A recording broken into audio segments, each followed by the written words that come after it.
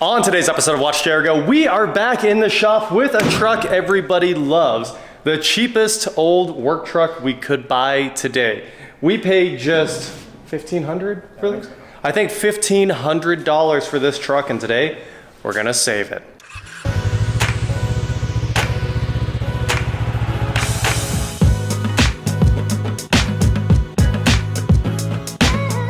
What is going on, guys? I am Watch Jericho, and like I said, we're here with our 2006 GMC Sierra WT, and we talked about this thing a little bit when we first bought it. I was making the videos about the cheapest truck money could buy, and this is a true work truck. Inside here, if you ignore the driver's seat, you can see that it has the rubber floor mats.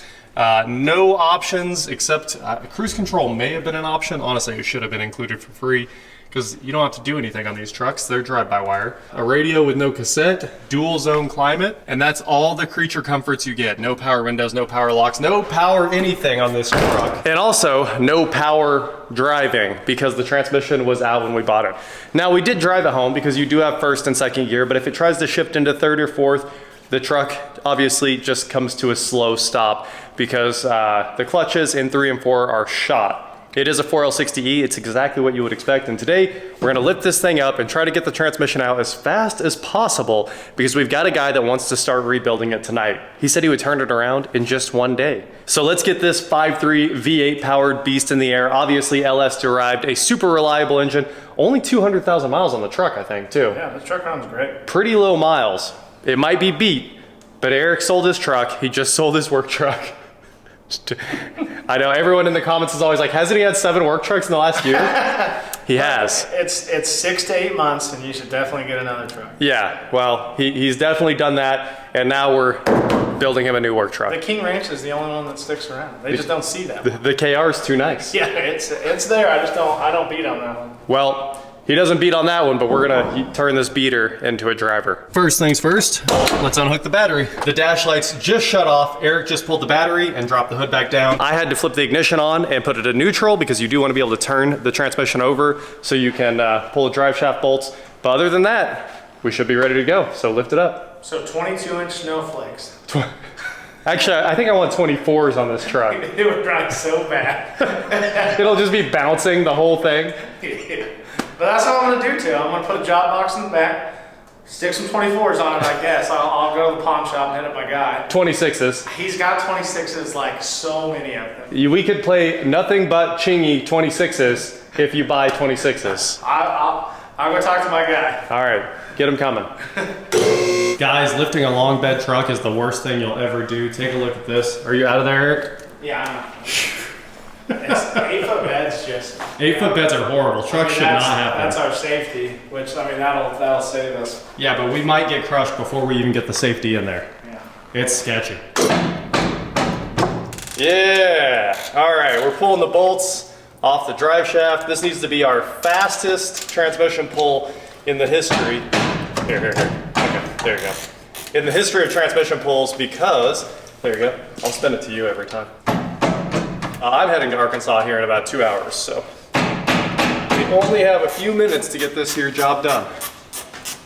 You want to mark it? I'm going to mark it. So we're throwing a quick mark on the drive shaft, and we'll put 1 on the cap, 1 and 2 on this cap. Are you using your white paint marker? I'm just using a normal permanent marker because we're not too worried about the color. We can see the permanent marker.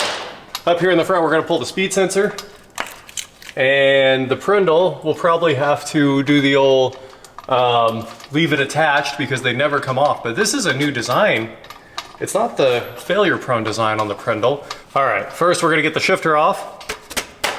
Nice. And now we have this new design here instead of the one that's always stuck like most of the 4L60s. Oh man, finally one that comes apart. That's the first one that's come apart in years. The ones that have the push tab always bake themselves in place. So that is incredibly nice. And push right off the yoke onto the U-joint or whatever you want really. Either side can come out. Couple more big bumps. There it is. Oh. Okay, drive shaft coming out. Drive shaft delete. You could see when he pulled the drive shaft out, it was a very burnt oil too, because the clutches are smoked, so it looks like burnt red. So right there, we've got pretty fresh liquid, right? But it's still dark. And then over there, it's just pure dark where the thing came out. All right, we're getting the starter out of here. Got the little cover for the starter off. So we're about ready to pull the torque converter bolts here. Eric's getting the exhaust off.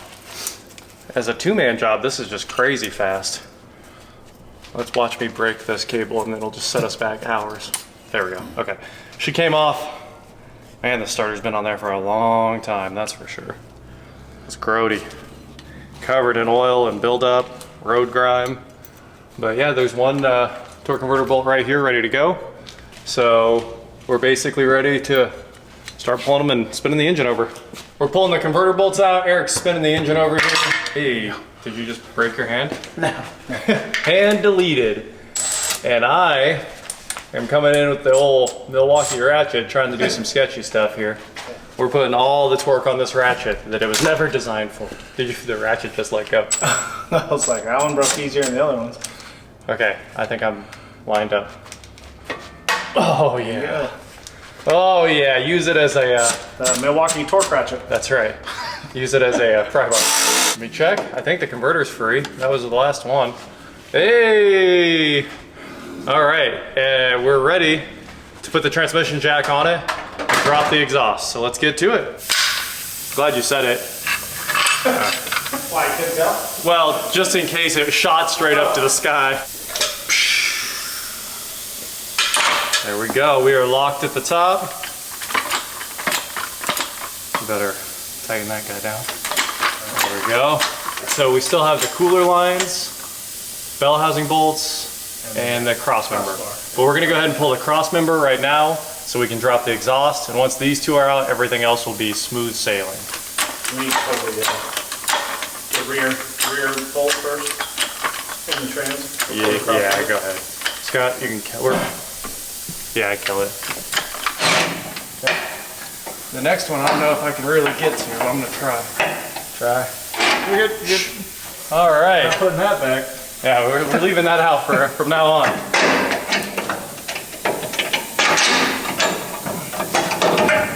This is really annoying. Here.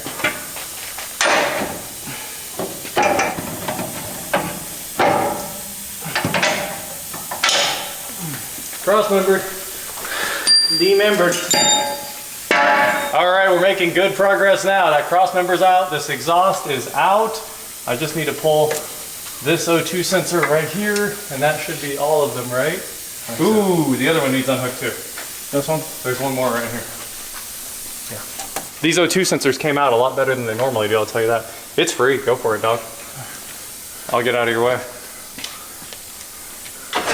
The exhaust is out. We're down to just a few bolts left, and that did not take long at all. Everything should be done except for the bell housing bolts and the cooler lines, which we did undo the cooler lines. They're just sitting there ready to go, because my thought is we'll just yank them out and let all the oil dump without having it drain all over us while the transmission's coming out. So Eric's all set up with the super long extension and the swivel 15. Usually the answer for these things, I'm gonna grab an oil pan that we're ready to follow him with. And we should be out of here in like 5 minutes on this thing. So let's get to work. Any thoughts about taking this truck apart? Nope, I don't think. You only do? I just did. This man only does. Any thoughts about taking this truck apart, John asked? Easy. I was going to this one. My thoughts are it's easy. Got it? Nope. There you go. Sorry. You got it. Apologies. Got it. That 13 gets the dipstick, and then there's a 15 under it like I thought. We need to shove the dipstick straight up. Okay. What are the chances there's a middle that we can't see? Of There is. course there is. I saw it, like as soon as I rotated over, I saw it. 13 too. We got 3 bolts left and we're out of here with this guy. Last nut, here we go.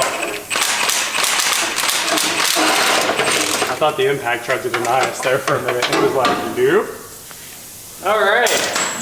Hopefully this one's easy as pie and it just falls right out of there, but it looks like it's already fighting us a bit. And pick up on it? Oh, am I even making a gap? No. It's on the studs, that's for sure. I saw it move when you did that. I moved it.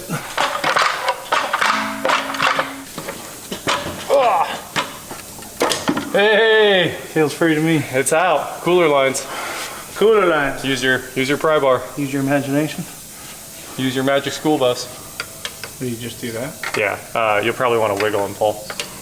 Otherwise, you might bend them. All right, one out. Top one. Almost out. Out. Okay. Transmission delete. Make sure the dipstick's clearing. Dipstick duty. How are we doing over here? Good. We're doing good. We're doing good, guys. She's out. What was our record there? About 1 hour? Littering and getting the transmissions out. I do love this transmission jack. It makes life so easy and fun when you're pulling these transmissions, other than the fact that it leaks the whole time. That part's kind of annoying. Maybe it's because it doesn't have any Teflon on it. Anyway, transmission's out. That was pretty quick. Let's check this thing out. Look like the rear main's of the leak. It looks like the rear main might be a slight leak, but the oil's coming from above. It's the valve cover gasket. It's got to be the valve cover gasket. It is pouring out. Where's that? Whole thing's covered. This side has. Typical LS things. That's all I can say. This side's a lot worse than that side. Yeah, it's just soaked through and through. You can see the block sweat. Whew! Easier to get the bolts out. Yes, it does. It also means we didn't have to worry about breaking all the studs like normal.